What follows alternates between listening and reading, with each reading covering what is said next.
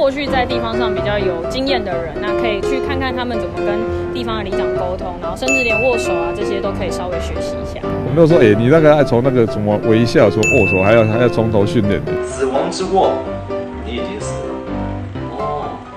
像你开始叫学姐基层走透透，是为了立委选战要她先做暖身吗？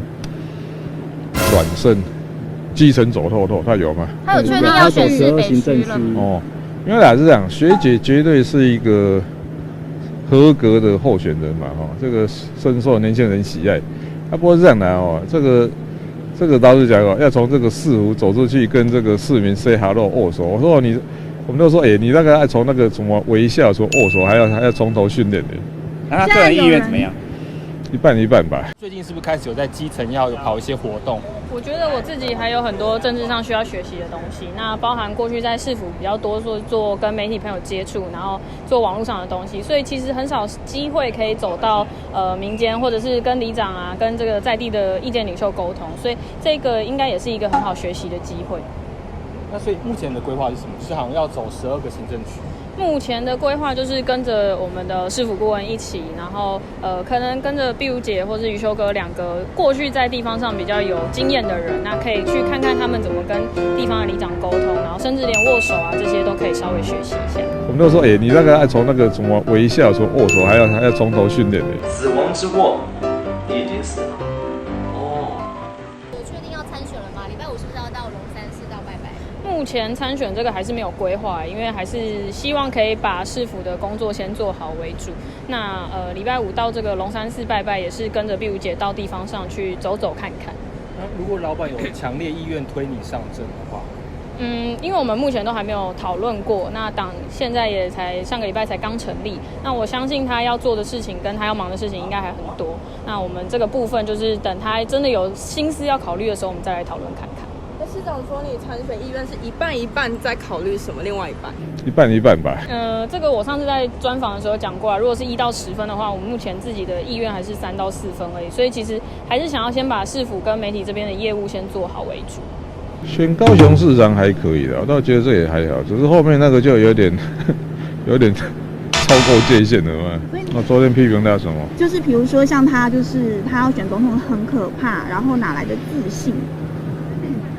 他对于你对他的批评，他什么都闪过。其实那本来就很难回答，这个还是要一定程度的训练的。不过只是最大问题是什么？一天只有24小时的。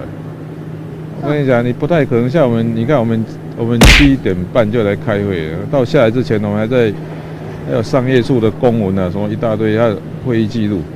坦白讲，一天24小时的，你要做高雄市政，又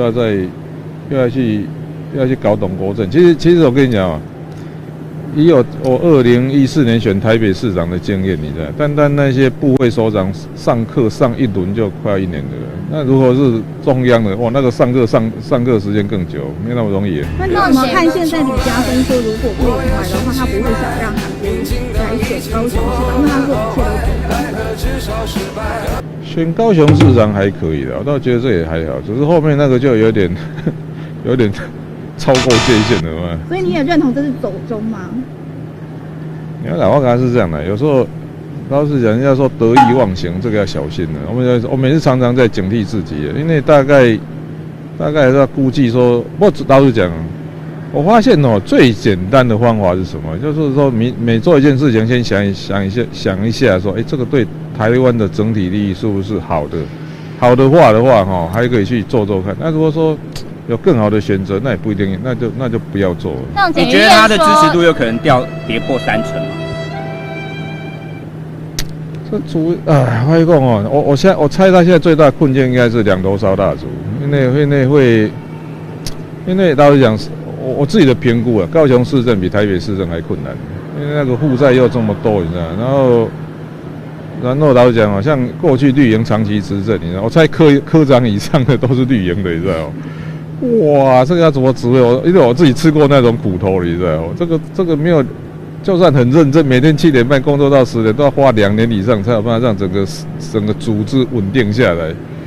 我猜他，而且那个民进党在高雄执政超过30年了，高雄县30年嘛，高雄市20年，这根深蒂固啊。这个单磨合我看会超过2年，也没有什么叫联合内阁的，我倒觉得这样的哦。这个直其道而行啊，就是说该怎么做就怎么做啊，不然像我们在台北市政，我们在台北市因为一席议员都没有，我们还不是要去做事。不过这样的，我发现是这样，你不要特别去搞那个政治法案，那种有意识形态的法案。如果是民生法案，绝大多数的议员他也没有理由去挡你嘛，啊，所以我倒觉得这样，少一点政治哈，多一点经济，多一点民生。所以后来我们把这个民生第一，那个牌子都挂在我们那个吴三连厅，意思就是说，如果我们都去讨论民生法案，其实议会也不会去阻挡嘛，因为老实讲，他没有选民的压力啊，所以是这样的哦。我倒觉得是说，就算没有党籍的立委，你知道哈，其实可以拿下在总统大选可以获胜。